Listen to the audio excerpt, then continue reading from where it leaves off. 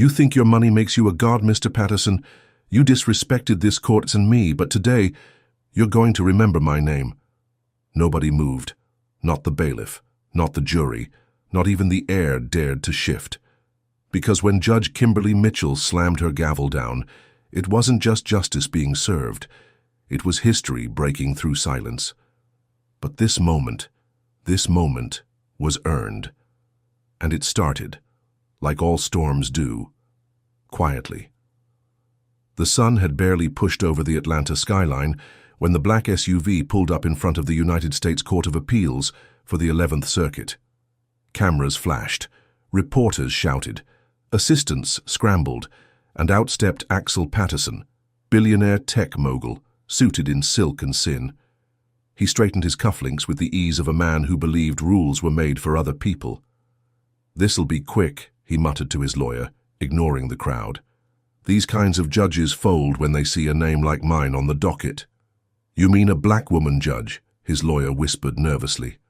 Axel smirked. "I said what I said." Across the marble floors of the courthouse, in a quiet chamber lined with books and silence, Judge Kimberly Mitchell was already seated. Calm, composed, controlled. She didn't pace. She didn't fidget. She just breathed. Because in 5 minutes, she would preside over the appeal of a man whose name carried weight, but whose actions carried corruption, cruelty, and unchecked arrogance. She wasn't afraid of Axel Patterson. She was tired of him. Tired of men like him walking into rooms thinking they owned them. Tired of being the only one who had to prove she belonged. The courtroom filled fast. Spectators leaned in like it was theater, and in a way, it was. A stage, a showdown. The bailiff's voice echoed, "All rise for the Honorable Judge Kimberly Mitchell." Everyone stood, except him. Axel Patterson stayed seated, legs crossed, hands folded, head slightly tilted, like he wanted her to know this wasn't respect, this was disregard. Her heels clicked across the floor. She paused at her bench, meeting his eyes without blinking. "Mr. Patterson," she said evenly, "is there a medical reason you remained seated?" He smiled. "No, Your Honor. Just a personal policy. I don't stand for government employees." A gasp somewhere in the back. Someone whispered, "Did he really just say that?" But Judge Mitchell didn't flinch. She took her seat, adjusted her robe, and said only, "Let the record reflect Mr. Patterson's position." The gavel tapped once, sharp, icy, final. But this story wasn't over. It was just beginning. Now, pause for a second. If this moment made your blood boil, you're not alone. And if it made you root for Judge Mitchell, you're part of something bigger than just a story. So do one thing right now, hit subscribe. Because the more people who hear stories like this, the louder justice becomes. Don't just watch. Stand for something. Subscribe. Axel leaned back in his chair like he owned the oxygen in the room. His grin hadn't faded. If anything, it deepened, like he'd just made his move in a chess game he thought he'd already won. Judge Kimberly Mitchell didn't blink. She didn't look rattled. That's what unnerved him the most. She turned to the file in front of her, flipped a page, and spoke as if she were reading from a weather report. "Mr. Patterson, you're appealing the ruling that found your company guilty of securities fraud, wire transfers through offshore crypto, and obstruction of federal investigators. Is that correct?" Axel nodded. "Correct. Or, as I call it, creative accounting." Again that smug smile, like he was at a press junket not facing a federal judge. She let his words hang, let the silence grow teeth. Then she said softly, "And would you consider defrauding over 800,000 investors of retirement funds? Creative as well?" His smile twitched. "I'd consider it unfortunate," he said, "but no one put a gun to their heads. People take risks." Kimberly's voice didn't rise, but something in it shifted, like a violin string pulled just a bit tighter. "People trusted you, Mr. Patterson. People like teachers, nurses. My mother." He looked up. That last sentence hadn't come from the bench. It had come from her, the woman behind the robe. And for a flicker of a moment, Axel realized he wasn't just being judged by a system. He was being judged by someone with skin in the game, with scars. In the gallery, whispers began. Phones vibrated with silent notes.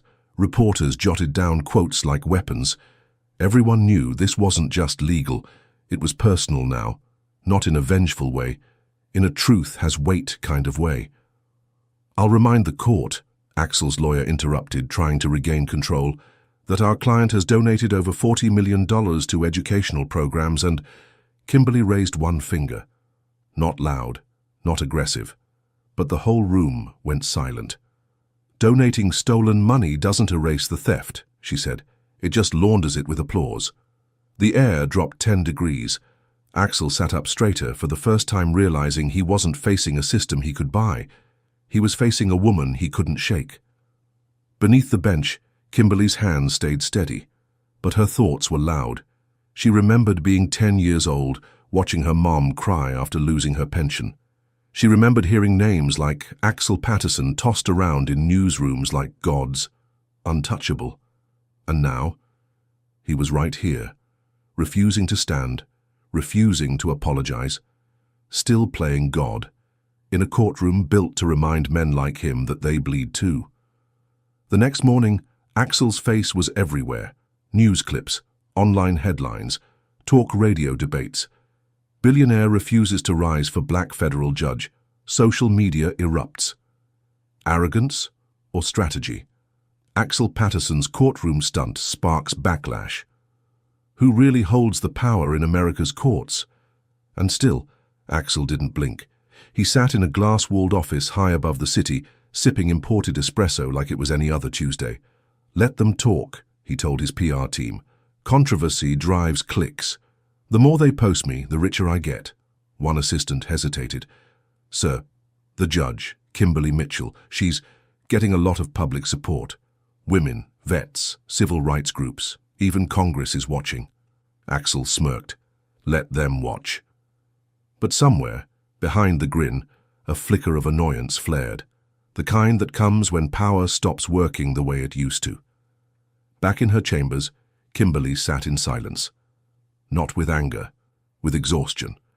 3 hours of hearings, 2 slanted op-eds, a chain of hate mail flooding her inbox, and the weight of being the symbol of restraint, of power without rage, of excellence in the face of insult. Anita, her law clerk, stepped in carefully. "You okay, Judge?" Kimberly looked up, managed to smile, but her voice gave her away. "I'm tired of pretending it doesn't get to me." She wasn't talking about Axel, not really. She was talking about the role, the pressure of having to be perfect, to never slip, never raise her voice, never show the ache that lives in her bones every time she sees a man like him walk in thinking the rules don't apply. The next hearing began promptly at 9 a.m. This time, Axel rose, barely. Just a tilt of the knees, enough to say I stood, not enough to show respect. Kimberly didn't acknowledge it, but the gallery noticed, the jury noticed, and Axel noticed them noticing. He was losing ground, not legally, not yet, but socially, symbolically. That terrified him more than jail time, because what he couldn't bribe or sue into silence was public humiliation. So he pushed back harder. "Your Honor," he said mid-proceeding, voice sharp, "I'd like to request a change of venue. I don't feel this courtroom can offer me impartiality." Kimberly looked at him, cold, calm. "You mean you're uncomfortable being held accountable by someone you can't control?" A ripple through the room. He opened his mouth to speak, but she continued. "Request denied." And just like that, the power dynamic shifted, again. Not with yelling, not with force, with stillness, with precision. With a woman who knew exactly what he feared most, losing, on her terms. The courtroom was adjourned until the following day, but the case wasn't taking a break. Kimberly was reviewing sealed exhibits in her private chamber, eyes scanning documents Axel's team had tried to keep buried under legal red tape. The kind of files that told stories numbers couldn't hide. Shell companies, artificial crypto inflation, internal emails with phrases like "bury the optics" and "nobody cares about the little people." A knock at the door pulled her back. "Judge Mitchell?" It was a U.S. Marshal. Mr. Patterson's legal team sent urgent clarification files. They're requesting in-person review. With you. Her eyes narrowed. Now? They said it can't wait. He's outside. She sighed. She wanted to say no, but saying no would give him exactly what he wanted, control of the narrative. Send him in, she said quietly. Axel entered like a man walking into his own office, confident, relaxed, still reeking of, I'm untouchable. But when the door closed behind him and no cameras were watching, something in his face shifted, just slightly. He looked around, at the walls, the framed photo of Kimberly shaking hands with President Obama, the diploma from Howard, the child's drawing tucked discreetly behind her bookshelf, a thank you Judge Mitchell scribbled in red crayon. None of it screamed power, but all of it screamed earned. I'm not here to fight, he said, setting the file on her desk. I'm not here to entertain, she replied, not looking up. A pause.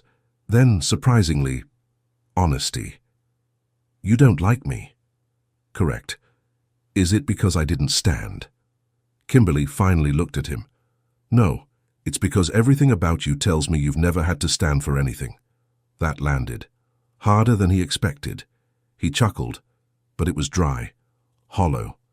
You know, he said, pacing slowly, I built everything from scratch. No inheritance, no daddy's company. I came from nothing. Then you should know better, she said. Silence, no gavel, no law books, just two people, with nothing to hide behind for once. You think I don't know what they say about me? He added, softer now. White billionaire, untouchable, arrogant, racist?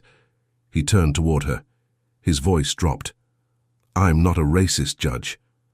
You don't have to wear a hood to stand on someone's neck, she said calmly. And again, he went quiet, because deep down, some part of him knew. She leaned forward, tapping the file. Do you know what this is? He didn't answer. It's the proof that your money didn't just avoid justice, it delayed it. He looked away, not because he disagreed, but because hearing it in her voice, calm, unshaken, was worse than any punishment he could buy his way out of. He didn't speak for a long time. Axel Patterson stood by the window of her chambers, looking down at the courthouse steps, the place where reporters waited, cameras readied, public opinion brewing like a storm he could no longer control.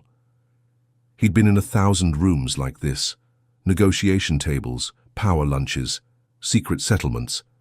But this one felt different. It wasn't just the woman sitting across from him. It was the silence. It was the way she looked at him, like she could see straight through him. I lied earlier, he finally said. Kimberly looked up.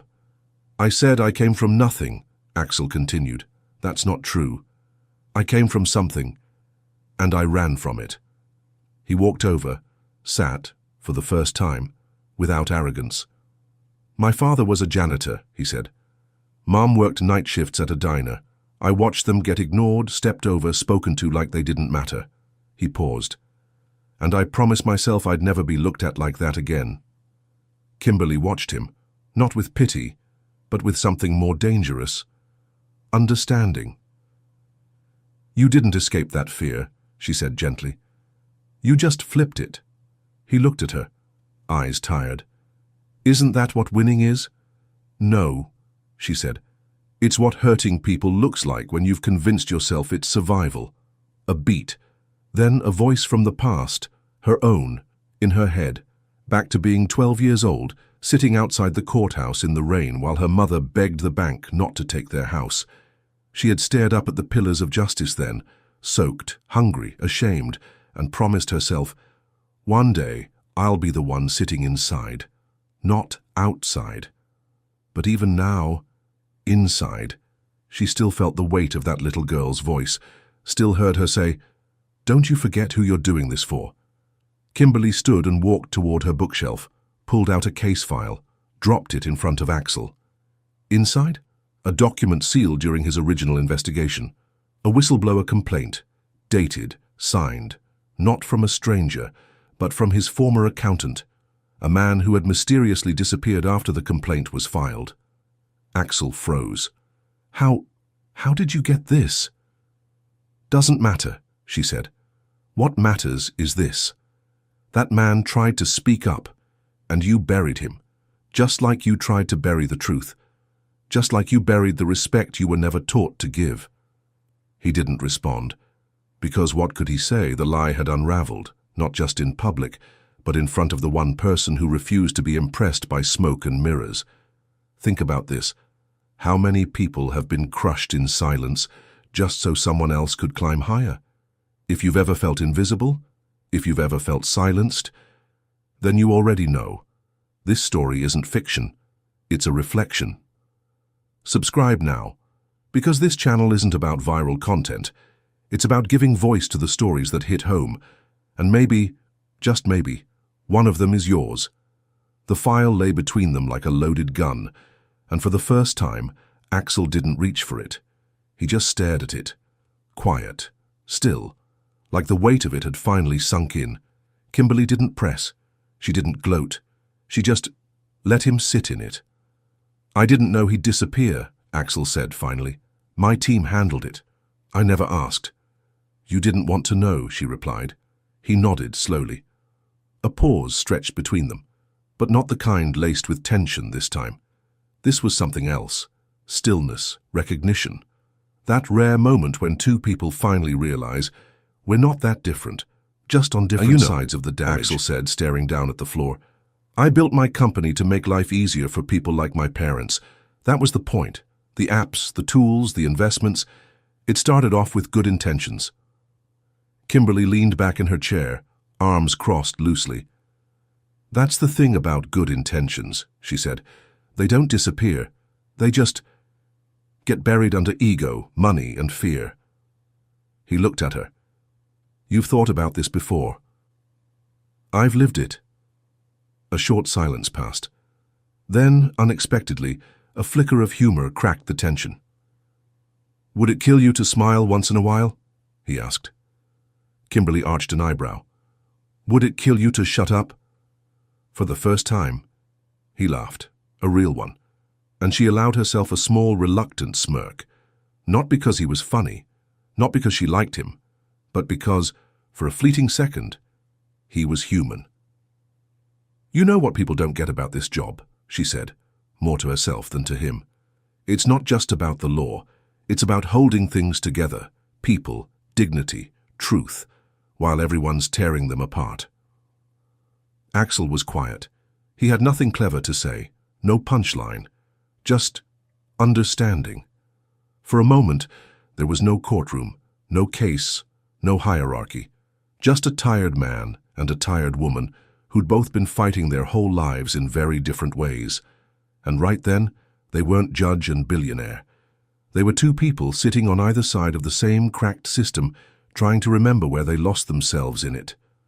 The next morning, the courtroom felt different, not tense, not explosive, heavy, like something unspoken had seeped into the walls, a weight neither of them wanted to carry, but both knew they had to. Kimberly entered with her usual composure, but her eyes were tired. Axel stood this time, fully. No theatrics. She noticed, but she didn't acknowledge it. Because today wasn't about politeness. It was about truth, and truth, as she was about to find out, rarely comes clean. The prosecution submitted a final exhibit, audio from a private investor call, leaked anonymously. It played over the courtroom speakers, crackling, distorted, but undeniable. Axel's voice, casual, cold. Those people will still invest. They always do. Middle America's too dumb to read the fine print. A collective intake of breath. Kimberly blinked, once. Then again. Axel didn't look at her, couldn't, because he knew she'd heard it. And worse, he meant it. Her gavel came down once, harder than usual. We'll take a brief recess. She didn't wait for the clerk. She just walked out, not quickly, but with purpose. Back in her chambers, the silence didn't comfort her. It clawed at her. She pulled off her robe, threw it over the chair, and stared at herself in the mirror above her desk. What was she doing? Was any of this changing anything? Men like him always found their way back to power.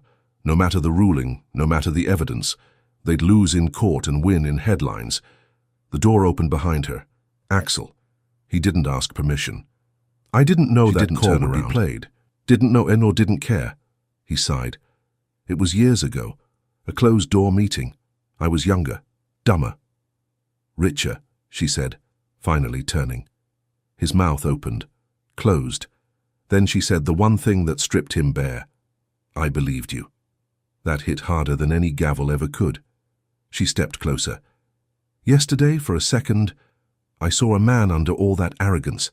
Someone broken. Someone real. And I let myself believe maybe, just maybe, you weren't who they said you were. A pause. You know what hurts more than disrespect? He shook his head. Hope. Wasted hope. Axel stood there, unable to defend himself, because there was no defense. Not for this. Not anymore. I'm sorry, he whispered. But it was too late. She walked past him, her voice clipped and final. Save it for the sentencing. Outside the chambers, the press waited. They didn't know what just happened inside. But the verdict was already written in her eyes. The courthouse was quiet now. Courtroom 3 sat empty, chairs tucked in, echoes of tension still clinging to the walls like old perfume. Outside, the city moved on. But inside, two people sat in separate rooms, both fighting the same invisible battle. Axel stared at his reflection in the polished table of the defense chamber. His lawyers were talking, scrambling, negotiating, floating possible plea deals. But their voices were muffled, because all he could hear was her voice. Hope, wasted hope. He had spent years mastering the art of the comeback, reputation rebuilds, PR campaigns, redemption tours. But this time, this wasn't about image, it was about impact. And maybe for the first time in his life, he didn't want to just survive the fallout. He wanted to own it. Down the hall, Kimberly sat alone in her office. No robe, no courtroom makeup, just her, real, raw and quiet. The ruling was hers to write. Her clerk had typed the draft. Everything was airtight, logical, fair by the book, but something felt incomplete. She stared at the paper, the blinking cursor at the end of the final paragraph, and she thought, what if I'm becoming what they expect? Cold, closed, unreachable. Because the truth was, she didn't want to destroy Axel. She wanted him to feel it. Not just the weight of the law, but the weight of the lives he had impacted, the weight of the trust he had broken. That afternoon, as the courtroom filled for the final ruling, Axel entered alone. No entourage, no cameras, no smirk. Just a man, in a suit that looked far too expensive for someone finally feeling small. He took his seat, and when Judge Kimberly Mitchell entered, he stood, fully, head bowed. This time, not for the court, for her. She didn't acknowledge it, but something in her chest softened, not with forgiveness but with clarity. She picked up the ruling, read it word for word. Conviction upheld, financial penalties, no jail, but mandatory restitution and public accountability hearings with every community impacted by his fraud. She paused before finishing. Let this serve as a reminder, she said, her voice steady, that justice is not vengeance, and accountability is not the end. It's the beginning if you let it be. And then, with a single tap of the gavel, it was over. No cameras, no standing ovation. Just one man who finally felt the weight, and one woman who had carried it long enough. A week later, the headlines had changed. Not "Billionaire refuses to stand." Now it was Axel Patterson sentenced to face his victims. Judge Kimberly Mitchell redefines accountability with landmark ruling. A courtroom changed more than a verdict. But none of that mattered now, because Axel wasn't reading the news anymore. He stood inside a high school gym in Decatur, makeshift chairs, a flickering mic, no press. Just people, teachers, retirees, construction workers, people who'd trusted him, people he'd failed. And now, he had to face them, not with excuses, not with lawyers, just his words, his story, and his shame. Meanwhile, Kimberly sat on her porch, a quiet Atlanta morning, tea in hand. She was off the bench for the first time in months, not because she was running, because she needed stillness. She needed to breathe. Her phone buzzed, an email, anonymous, a photo attachment. She opened it. It was Axel, standing beside a whiteboard in a local YMCA, leading a workshop on financial literacy. His suit was gone. His hands were stuffed in his pockets. He looked small, but not weak. Human. She looked at the photo for a long moment. Then she opened a drawer, pulled out a letter she kept folded tight, yellowed, worn at the edges. It was from her father, written the day she got accepted to law school. Baby girl, one day you're going to sit in a room where power doesn't look like you. And when that day comes, don't shrink. Don't shout, just stand. And let them feel your silence. She smiled, wiped her cheek, and folded it back into the drawer. The next day, the city moved like normal. Cars honking, kids running, people living. But in courtroom 3, the chairs were still tucked in, and at the bench where she once sat, her nameplate remained untouched. Judge Kimberly Mitchell. The woman they said didn't belong. The woman he refused to stand for. The woman who, without yelling, without revenge, made him remember her name. You think your money makes you a god, Mr. Patterson. You disrespected this court and me. But today, you're going to remember my name. Now? He did. Not because she destroyed him, but because she restored something he didn't know he'd lost. His conscience. If you've made it to this moment, then you didn't just watch a story, you lived it with us. You felt the disrespect. You held your breath in the silence. You hoped for justice, not revenge. And if this meant something to you, if you felt even a flicker of emotion along the way, then do one thing before you go. Subscribe. Not because we asked, but because you know these stories matter. And if we don't tell them, who will?